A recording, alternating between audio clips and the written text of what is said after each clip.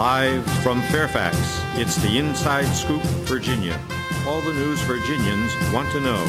Here's your host. Good evening and welcome. This is the Inside Scoop Productions, Virginia Politics. My name is Bettina Lawton, and I'm your host tonight. And we have an incredible lineup of guests tonight. And our first guest is Pat Hines. And you may remember Pat from last summer. We had Pat on. She was a brand new candidate for the Fairfax County School Board. And largely on the basis, I think, of her appearance on the show, she won. And we were all very excited to see that. And Pat has come back to talk to us about being on the school board. There are lots of issues they're dealing with. It is, half of the school board is new, as I recall, Pat, right? Right, 6 out of 12. So it's a different game for those of you who are used to watching the school board on television or thinking you know what's going on and where they're going to come out on various and sundry decisions. One of the things that I want to talk about, because it was going on during the campaign, was the discussion about the honors program. And as I understand it, the honors program in some form is back. Yes, yeah. In the past several years, honors classes in upper grade high school classes in English and social studies were sort of let go, were taken out of the program. And I think people really didn't have a sense of why that was happening, and all of a sudden that was no longer available. So let's say you're a rising 11th grader in high school and you don't want to take standard, you feel like you can challenge yourself more than a standard English class, but you're not really ready for the AP, you know, the college level requirements. And that honors level was an option that you had, you know, a few years ago that we weren't offering anymore. So it's something that people have been talking about for the last year or so. When the new board took over, we realized that we kind of had to make that decision in short order because course catalogs are going out for next fall pretty quickly, or being put together right now. So we had to hurry up and make a decision about whether to put them back into the course catalogs and what they would look like. And so it was an interesting discussion. We got a lot of feedback from the community. I think there's a sense among a lot of people that they were missing this. And I do think it was the right thing to do. One of the concerns that people have is that whenever you create groups to differentiate instruction, there's a risk that you'll track certain kids. You know, we definitely don't want to track. We don't want to bury some kids in any kind of a track. And so one of the things that I'm glad we did is to task ourselves at the policy level with keeping an eye on who is taking advantage of the honors level classes and the AP classes, and get sort of baseline data now. We want to look out particularly for our students who are less well represented in challenging classes. And you know, we still have an achievement gap between our white and Asian students and some of our Black and Hispanic students and our lower income students. And we don't want this decision to make that worse. So we want to make sure we're encouraging those kids to take more challenging classes, and that we're keeping an eye on how that's going. So I'm glad that that's part of what we're doing. We decided, you know, we can't really put together an honors curriculum. We're not sure we can between now and next September, but we want to take a look at that. We want to use this as an opportunity to look at how we deliver the curriculum across the spectrum and sort of how we measure progress for our kids. And so it's the beginning. I think we're taking it as an opportunity to have a bigger conversation, which is exciting. Well, I did watch for the very first time, somewhat inadvertently, because I was just sort of flipping the channels. And I don't even know what channel the school board is on. I think it might be on 21. 21? 21, okay, 21. Yes. I thought it was 16. 21. So I actually watched part of the school board conversation about this last week. And I encourage people to do that because it was really very interesting. But one of the things that I was sort of surprised about was this notion of we can't do it fast enough, and do we need to delineate now what kind of literature they're going to read and how hard is this going to be. And it seemed there were certain people who really wanted to kind of get into the minutia of this as opposed to saying, here's the overall policy. We want to have honors back. And doing it. Although the vote was incredibly lopsided, as I recall, there were only a couple of school board members who voted no on that. Yes, and I think, you know, that's one of my challenges as a new school board member, is to figure out where that line is between policy and implementation. You know, I want to stay at the policy level. I don't want to spend my time on doing what our professional educators should be doing, what we should be tasking and trusting them to do. So this was a tricky one, you know, and I think it was a decision that was made at that staff level that, well, you know, we don't want to have honors anymore. And that never came up for a policy discussion, and I think it probably should have. And if you guess wrong on that, then what happens is you get sort of pushback from the community. You know, wait a minute, how did this happen? And so it's probably a little bit of trial and error, knowing where that line is all the time. Well, and that was one of the issues that had come up, is the change in the honors and offering honors was made without a lot of discussion, and so it's a good thing if that's starting to come back in and you get conversation. Well, there's another big subject that's going to be coming up for conversation, which is the Fairfax Leadership Academy. There was an op-ed piece in Sunday's Post advocating that the school system ought to look at allowing for the first charter school in Fairfax County. What do you know about this? Where do you stand on putting charter schools into Fairfax? Yeah, well, we will have to look at it, and I think we should. I will say I know the folks who are developing the Leadership Academy. Eric Welch is actually a fellow teacher of mine and someone I've known for the last 4 years. They have a great idea, a great set of ideas, a great plan. They're trying to address a problem that we have, which I talked about a minute ago, which is our achievement gap, and encouraging, it's, you know, they're trying to find another way of encouraging our less well-represented kids to get on a college and leadership track in schools. But if you only do that, this was going to be in Falls Church, as I understand, and I read somewhere that there would be 600 kids in this school. The achievement gap affects much more than 600 kids. So is it really solving anything? So I question that, and then I also read a lot of the Falls Church High School PTA is opposed to it because they think it will suck all the really good students out of Falls Church, which is already underutilized. So how does all that really play? It doesn't seem to me that solves our achievement gap problem. Right, no, and I don't think they're setting out to solve it really across the board. And I think that's probably the problem I have with doing it as a charter school, because I think it would only serve a relatively small number of students, and it might have the effect of pulling students out of Falls Church High School and other sort of nearby high schools. And you know, Falls Church already has a problem of under-enrollment that they're dealing with right now, which they think is making it hard for them to get the capital improvements that they need. So I can understand that community's concern. My own feeling is if there's a need and there's a great idea, let's do it as a district program rather than as a charter, because I just think there are too many challenges with charters that we don't really need to take on, because we basically have a successful school district. We have taken other good ideas from the community and incorporated them in what we do, and I think that's what we should do here.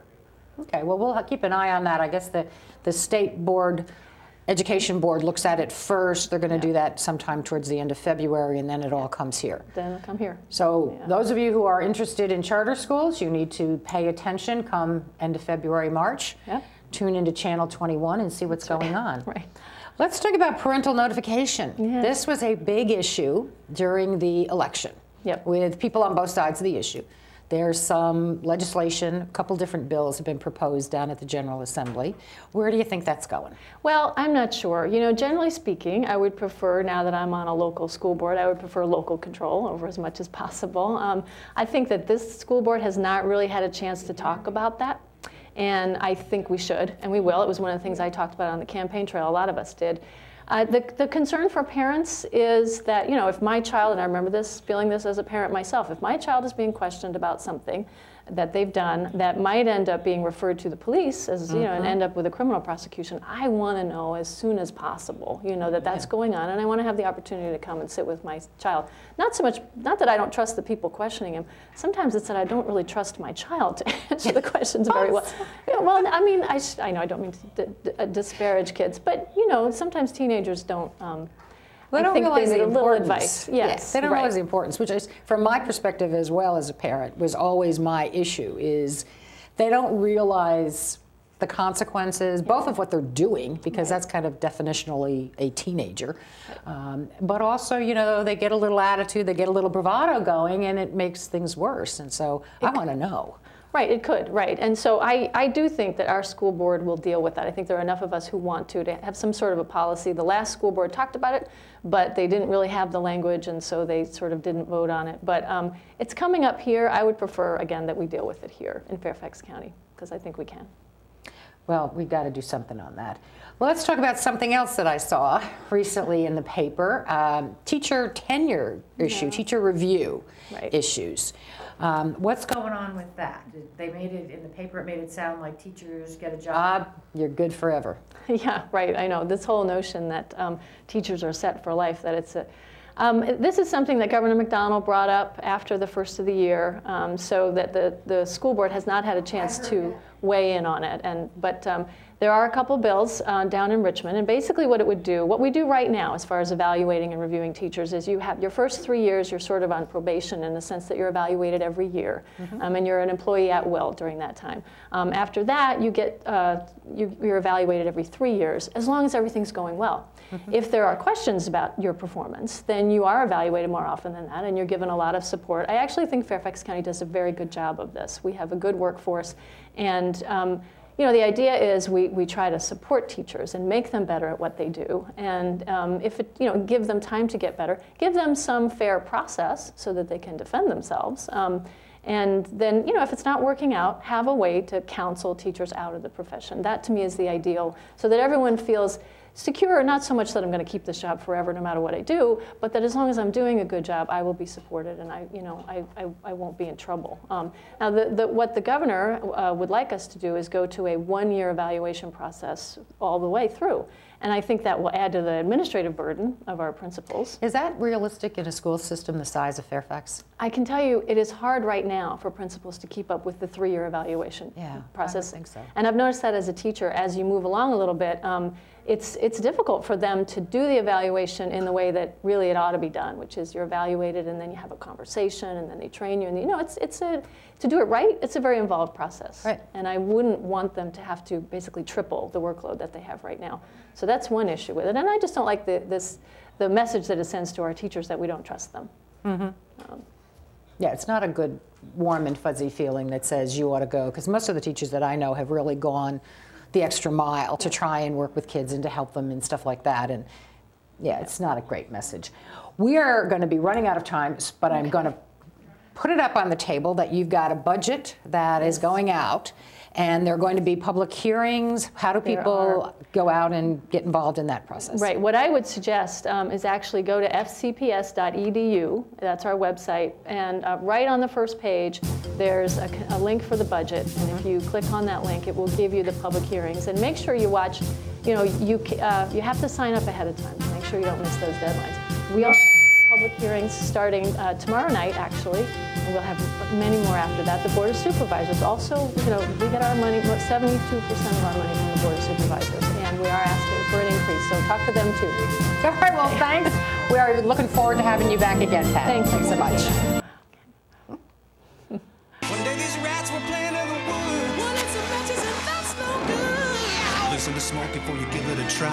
Only you. Don't play with matches. Don't play with fire. No, not until the very last second.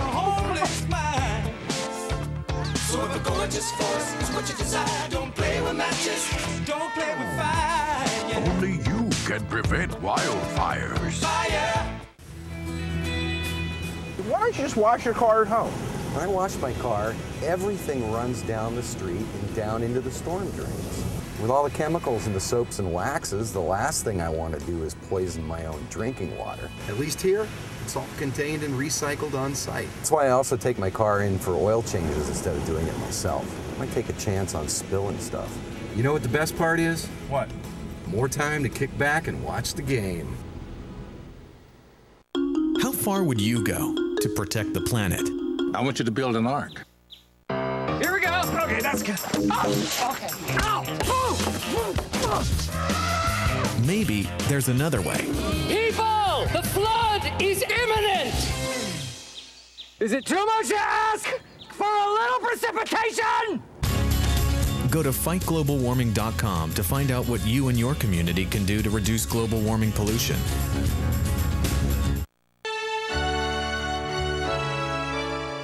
Somewhere around the world, there are men and women of the armed forces risking their lives, helping rebuild communities after natural disasters, collecting toys for needy children, tutoring kids in school.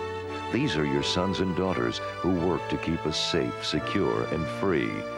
Dedicated men and women who put their country first. Osama bin Laden calls getting nuclear weapons a religion.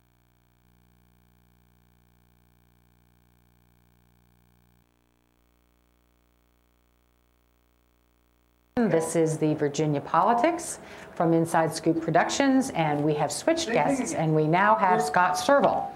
Scott is a delegate, and I am always confused as to which you are. You're in one of the 40s, right? Yeah. 42, 44? 44. 44, all right, the Fighting 44. You're down on Route 1, right? Right. Is that what you are?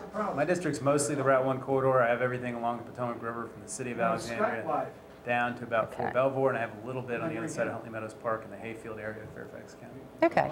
Now, you had, as I understand it from an earlier show we had with Mark Sickles, everybody was getting new committees and reassigned. What committees are you on right now? Did you lose some, gain some, or in the same ones? Speaker reassigned me to the City, Counties, and Towns Committee. Okay. And then he also put me back on the Science and Technology Committee, and then I got a third committee this year, which is the Militia, Police, and Public Safety Committee, which focuses on prison issues, gun control, and public safety matters, traffic offenses, things like that. All right, so you get to do all of the good guns topics and things like that. Yep, just passed 5 gun bills on Friday.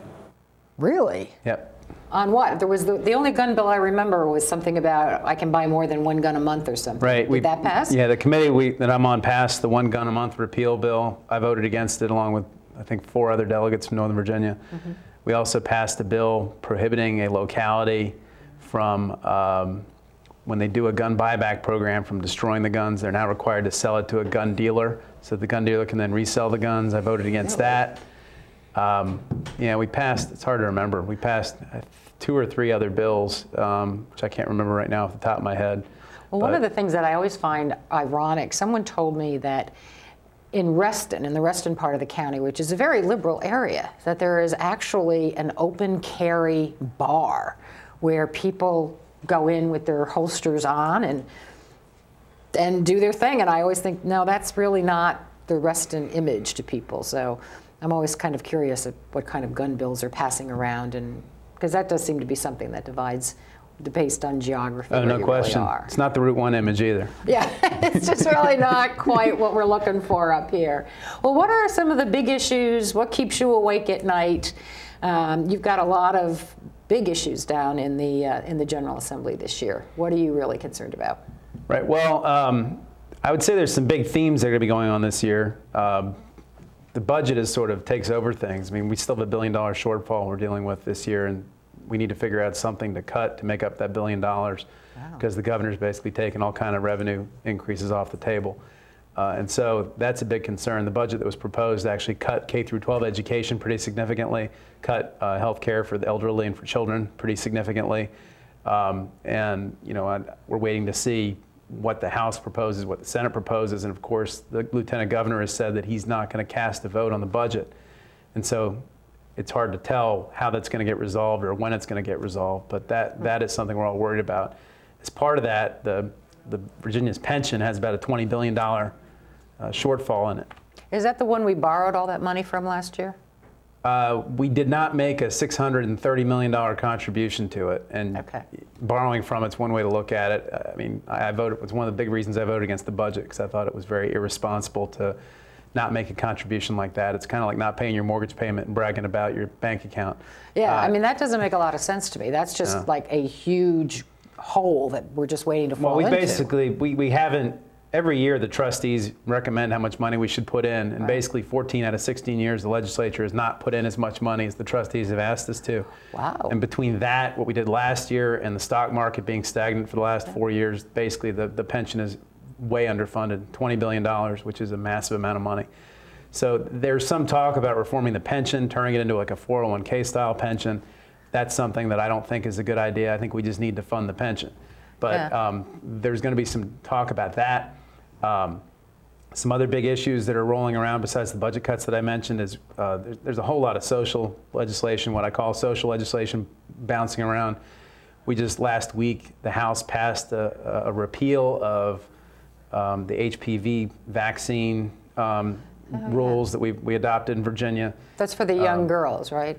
Right. It basically required a school to advise a family, 12-year-old girls, of the availability of an HPV vaccine, provided families with the opportunity to opt out. And if they opted out, the child could continue to go to school. Otherwise, the child would get the vaccine. Oh. We repealed that rule, or we voted to repeal that rule. The Senate, I think, has also voted to do that. And I suspect that will become law. But we tried to have a debate about it, and the speaker basically cut the debate off about 15 minutes in. Not a single woman in our caucus was able to speak. Only one member was able to debate the bill. Wow. And is that the usual rules? Is that how it's supposed to work? No. Well, it's not how it's usually worked, but we've been pushed so far back in the minority. We now have less than a third of the members of the House of Delegates, and so it's a lot harder for us to control the pace of debate within the chamber. And so typically if there's an issue where we're making some headway, they'll shut debate down so we can't talk anymore. Great system. This is a great system. My God. Yeah. So I mean, there's that. You know, there's this personhood bill floating around. We got the one gun a month repeal coming. We're going to see a lot of anti-environmental legislation coming through.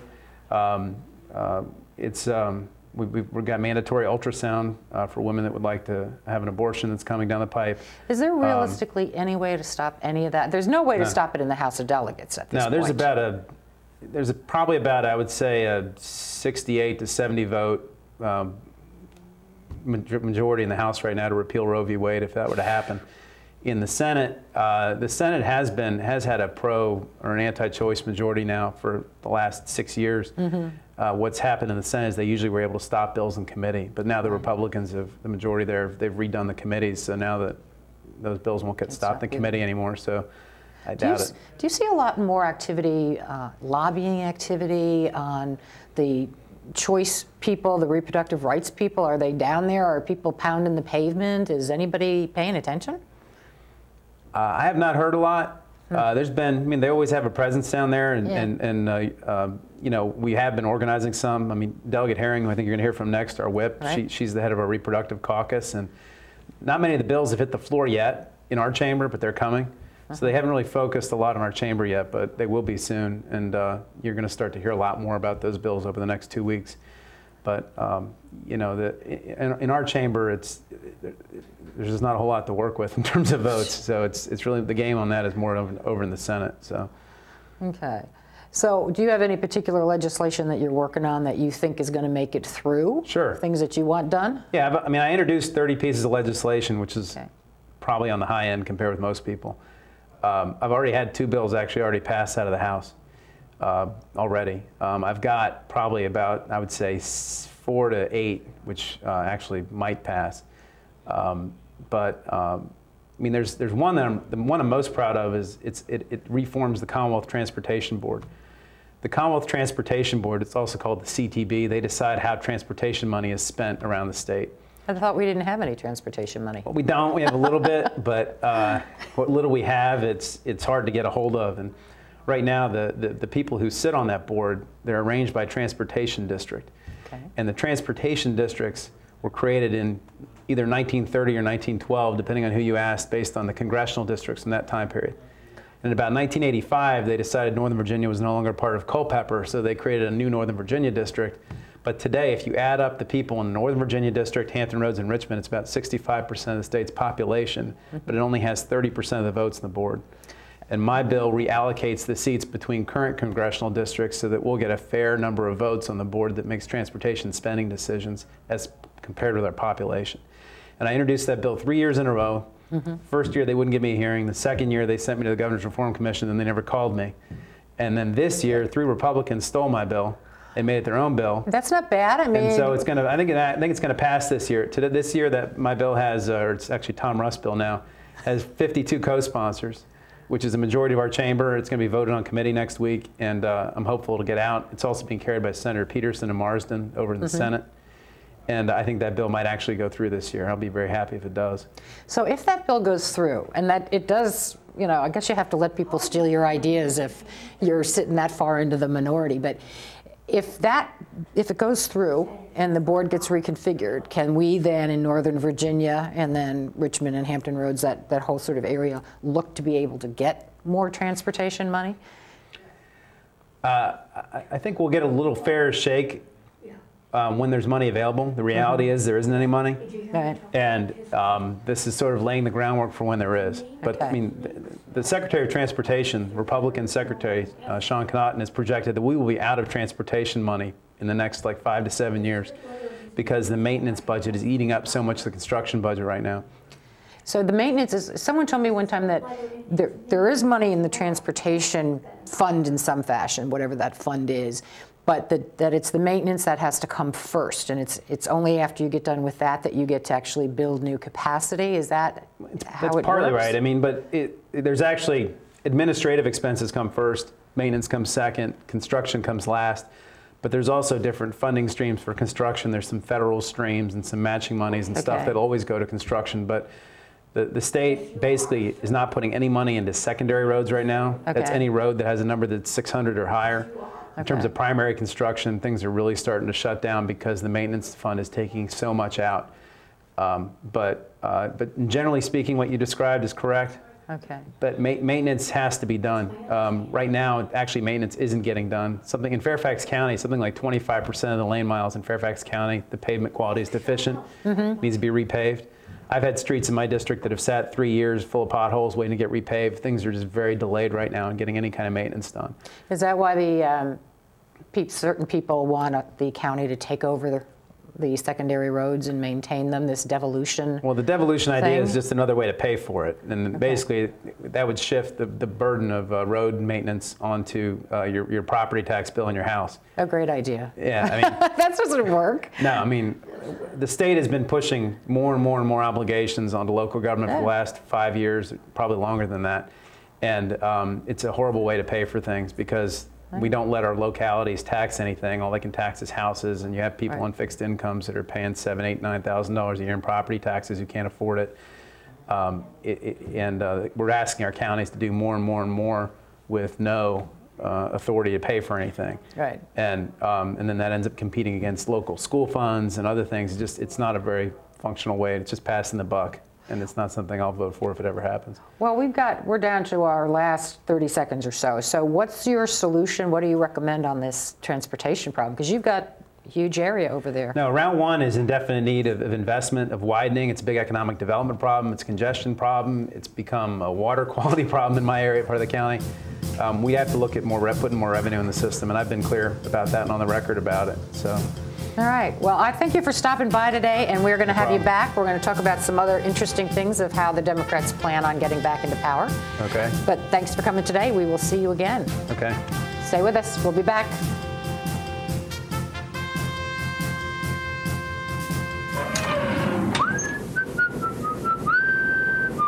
This is firstgov.gov, where we're obsessed with getting you government information. Brand new student loan applications on the site, baby.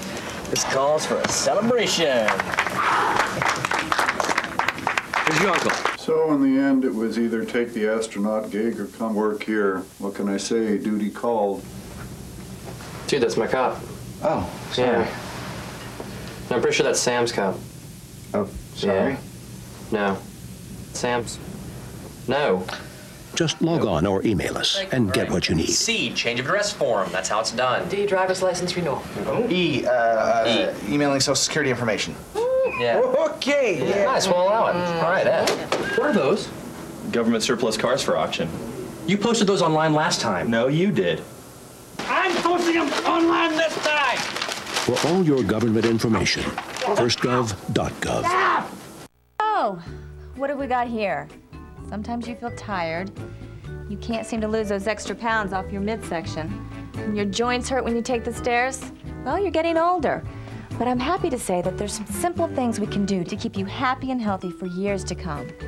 We can also lower your risk for some serious diseases the older population is often subject to. Proper nutrition is more important than ever. Your body has changed, you know. Not as many treats. A basic exercise plan, lots of walks and fresh air, and most importantly, come and see me for twice-yearly checkups to help ensure the best possible quality of life. Now, how does that sound? Good boy. Improve the quality of life for your elderly pet.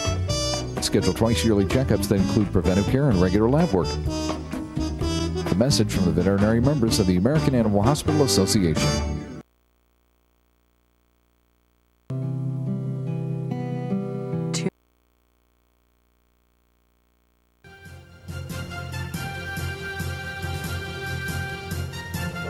Here again, the Inside Scoop, Virginia.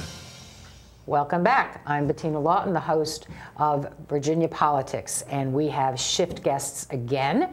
We have Delegate Charnel Herring with us. Welcome, Delegate Charnel Herring. Thank you so much. This is your first time on the show. I'm very glad that you were able to make it today. I'm glad to be here. So, since you haven't been on the show, we're going to tell our viewers a little bit about you. You first ran for office in 2009 to fill an unexpired term.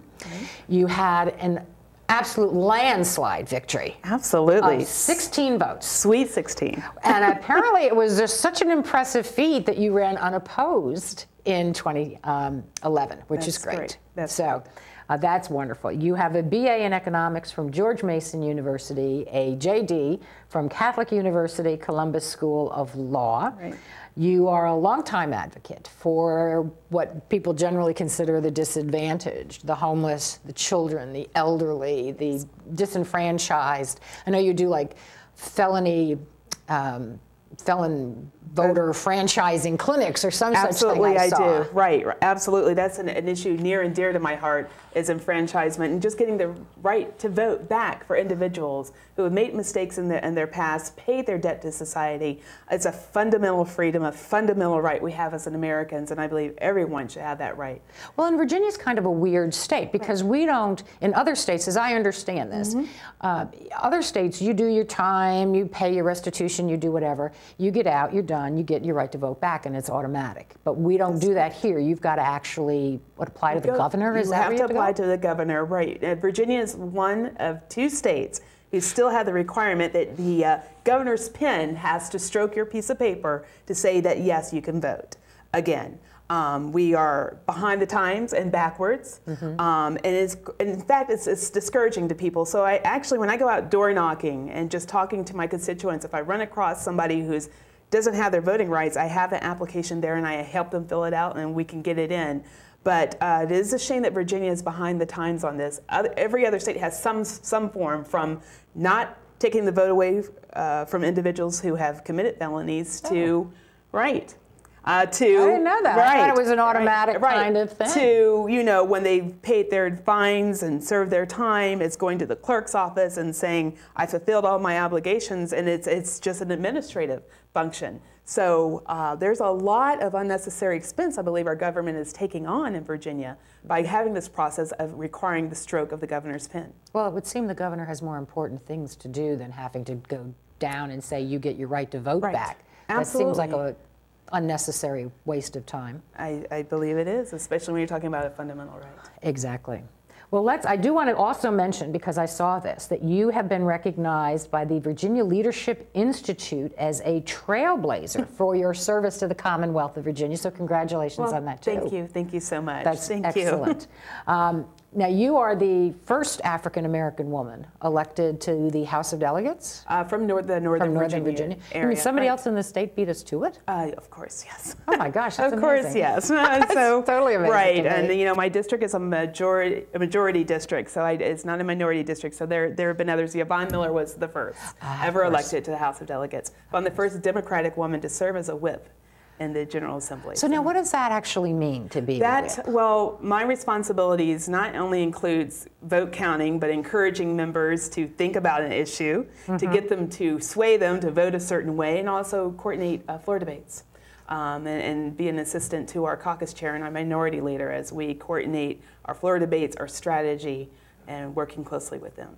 Well, we just heard from Delegate Serval, who was here, that the Republicans just sort of decide you're not going to debate anymore. Isn't that a little tough to handle? How does that? Well, it's we strike back, though. So he is correct that a debate was shut down on the HPV vaccine, and the House rules do allow for someone to call the question and shuts down the debate. I stood up and asked the speaker a series of questions because we're about to take a vote on our amendments, and I wanted our members to be clear about what they're about to vote on. Okay.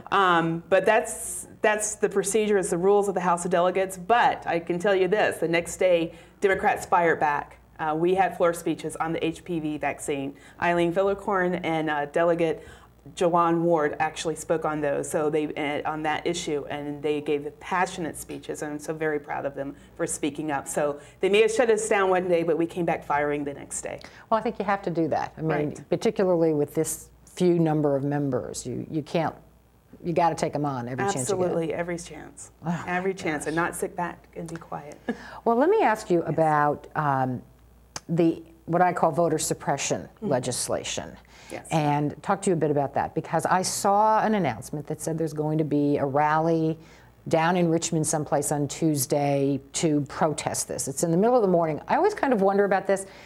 9:30 on a Tuesday, anybody who works is kind of precluded from showing up on those things. I don't know if you know why there's something at Well, 9:30 on Tuesday. It's expected a couple of voter suppression bills will be coming to the House floor on that day. They pass through committee on Friday. They're on first read on Monday. Tuesday, this is the day for the debate. Media will be there and present. They're watching. Do you think they'll let you have a debate?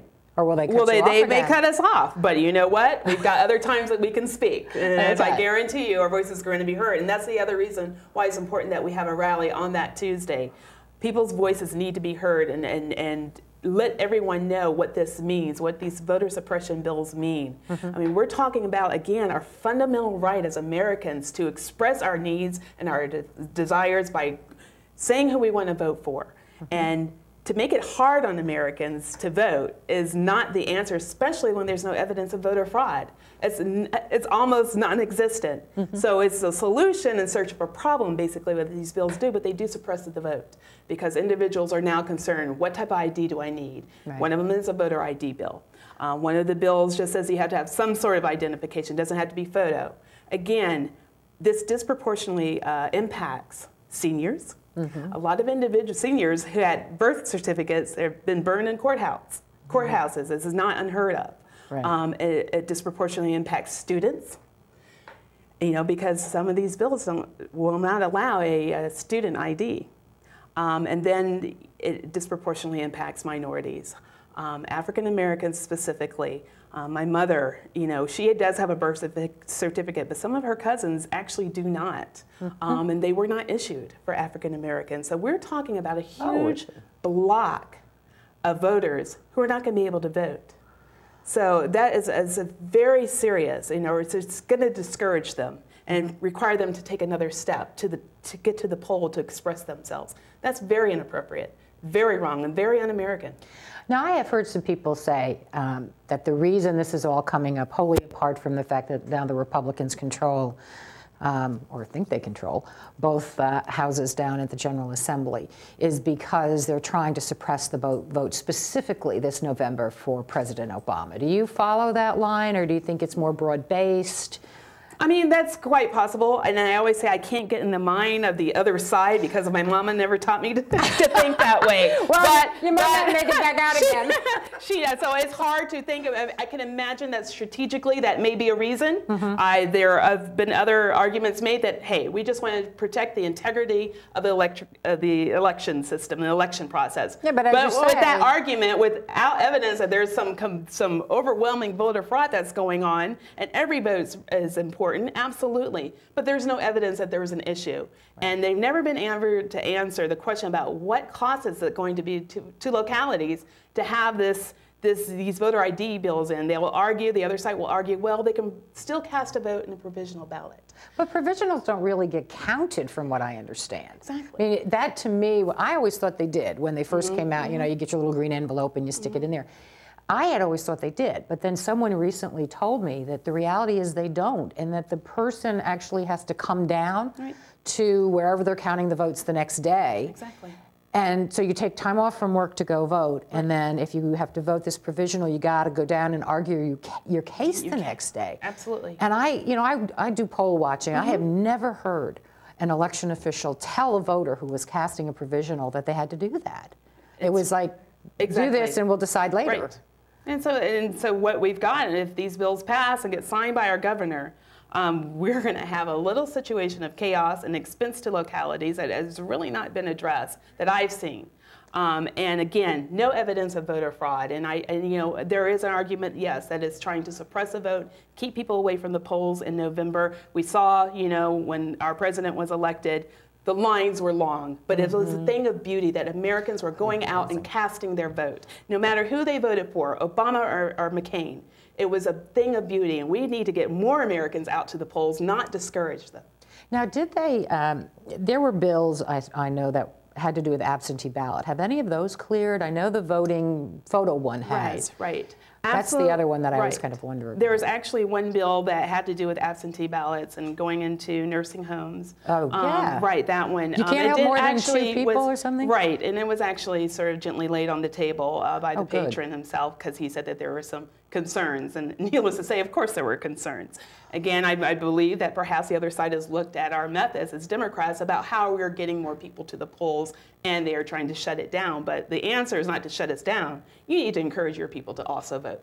Right. I mean, I'm not encouraging Republicans to vote. I'm a Democrat, but you know what? As I said, it's an American process. It's a thing of beauty to see us cast our vote. And you know, it should be long lines. That's what we want. Right. Americans to vote, not keep them away from the polls. Well, and it just seemed to me that it's kind of ironic. Last year, we had massive elections all across Virginia, and we had something like 32% of the vote. People eligible to vote actually did. And it's like, really? What happened to that other 70-some-odd group, who, of course, will now complain for the next 4 years until they get to do it again? Exactly. But it's really this we need. I totally agree with you. It would be wonderful to just see lines and lines and lines of people. Right, and that's the way it should be. That's the way it should be. Well, so you've got a rally, and it's going to be done at the Capitol. Yes. And anybody can come. This is in a public place? It's in a public place at the Bell Tower, Tuesday at 9:30 a.m.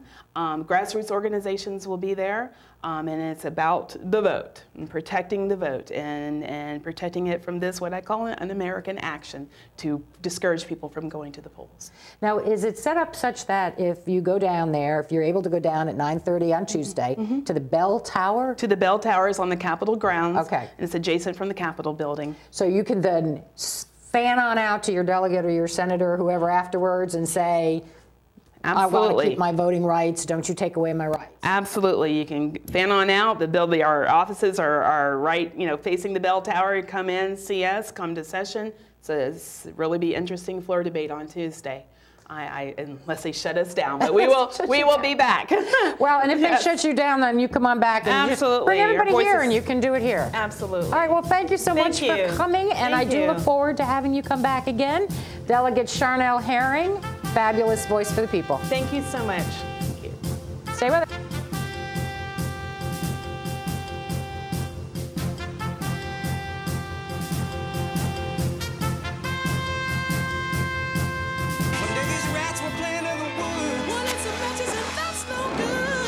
Listen to smoke before you give it a try. Only you. Don't play with matches. Don't play with fire.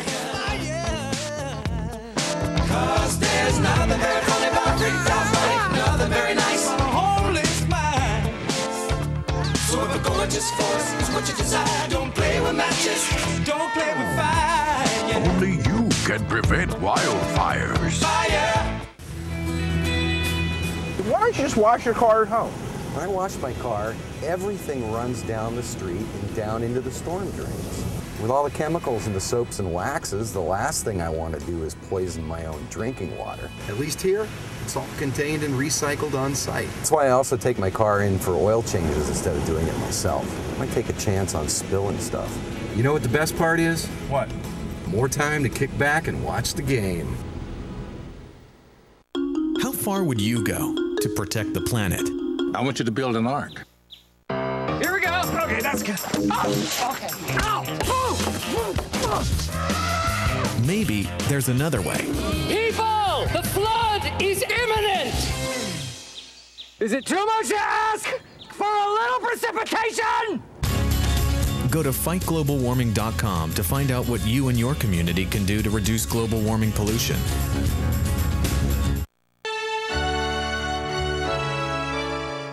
Somewhere around the world, there are men and women of the armed forces risking their lives, helping rebuild communities after natural disasters, collecting toys for needy children, tutoring kids in school, These are your sons and daughters who work to keep us safe, secure, and free.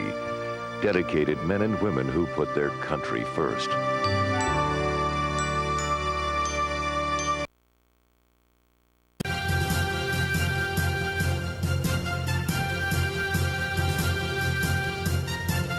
Here again, the Inside Scoop, Virginia. Welcome back. I'm Bettina Lawton, the host of Inside Scoop, Virginia. With me now is Mark Sickles.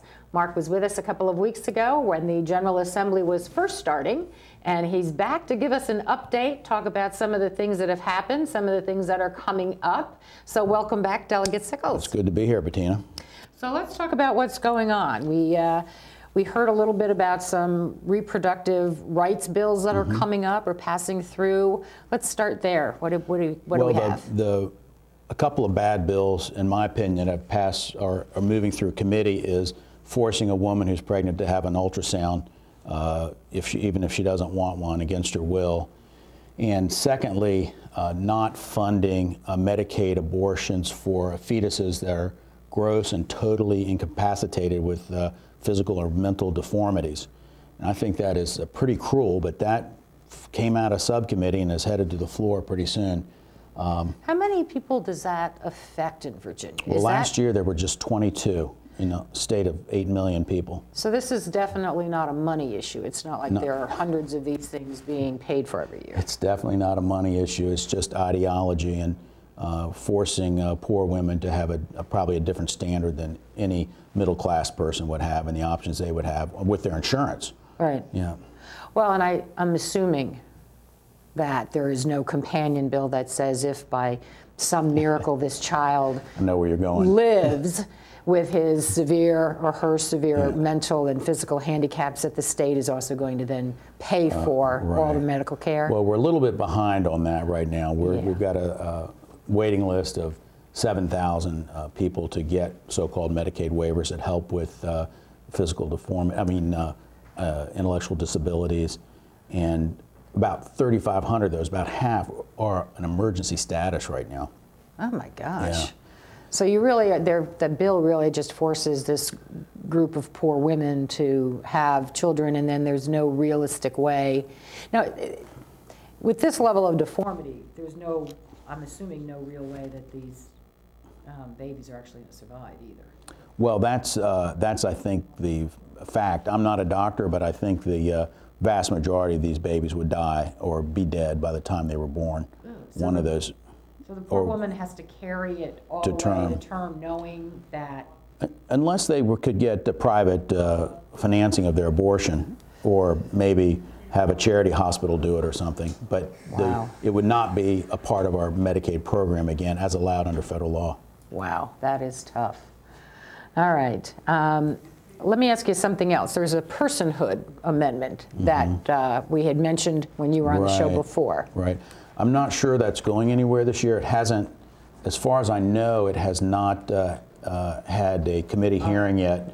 And I think that I would have heard about it if it had happened so far. I think that's a step too far, and the governor is worried now about his national reputation. I believe that's going to be one that doesn't see the light of day, but I could be wrong. Maybe they're waiting. We just have completed our second full week in Richmond, so there's still time to consider these bills.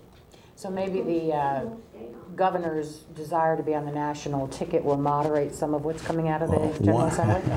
One would hope, but he's pretty conservative. I think he wants some of this stuff, so I think it might even help him, since Governor Romney is considered a liberal, at least by Newt Gingrich's standards. Yeah, well, that may be Newt's perspective on things.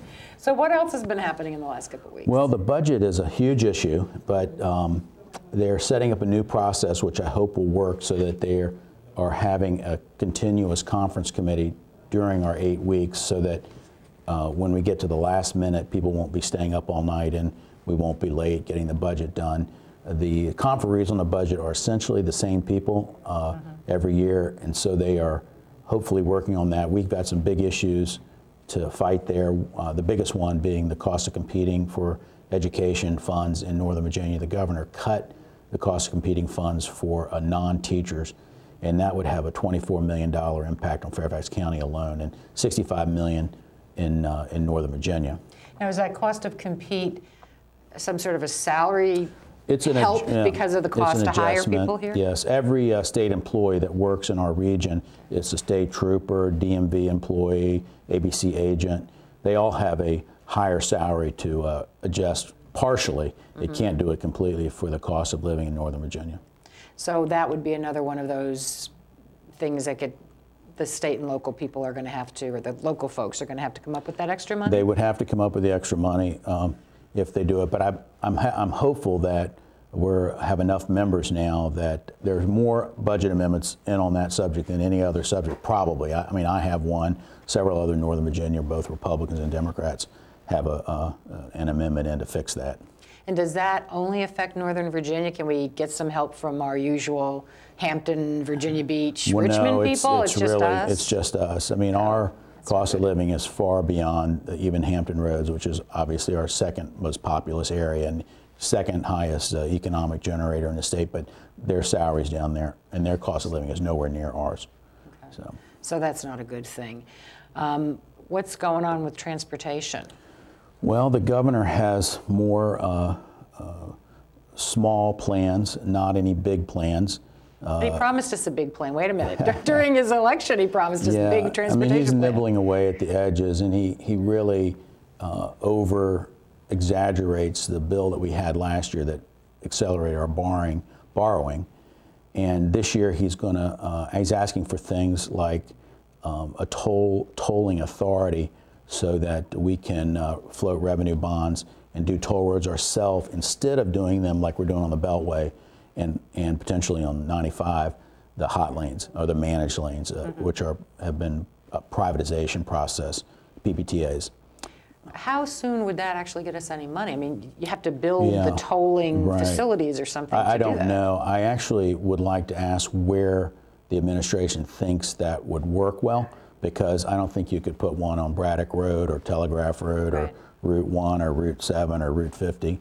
I think, so I'm wondering where they would fit in. I'm not necessarily opposed to that.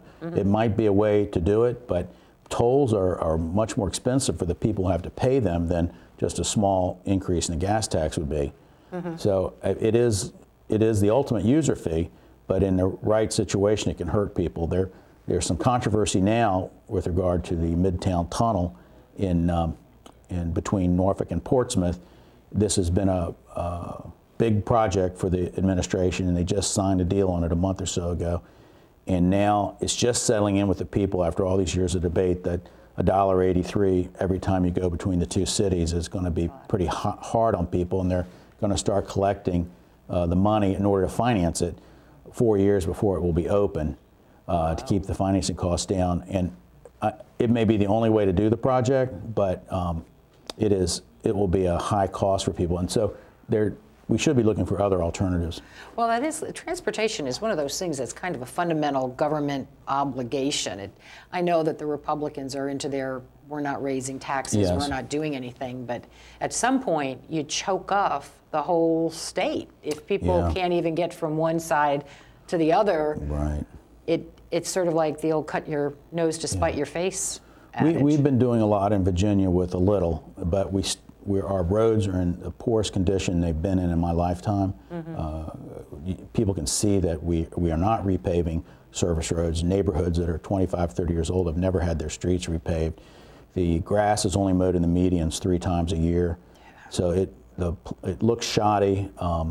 The solution is so easy and so inexpensive that but the gas tax is unpopular. But I have found in my own campaigning and talking to people that when they understand the alternatives and where we are and what we've been living on since 1986, people will say, oh, okay, I understand now. So I'm hoping that we'll have a breakthrough someday. When I got elected, I said, it's been 18 years since we did a major transportation plan, and now we're in our 26th year since the Belial's bill that really, it increased the sales tax at that point 0.5% from 4.5% to 5%. And that 0.5% is what we've been living on as the value of the gas tax has been declining. The gas tax used to provide almost 70% of our overall spending on roads for both construction and maintenance, and now it's down to something like 38%, I believe. Wow. Well, what's coming up that people should be aware of, should be contacting their representatives about? What do you think is coming up? You know, I think these voter suppression bills, we're going to have 2 of them on the floor Tuesday and 2 more in consideration. I'm on the election subcommittee, and there's going to be 2 more heard at 7:30 a.m.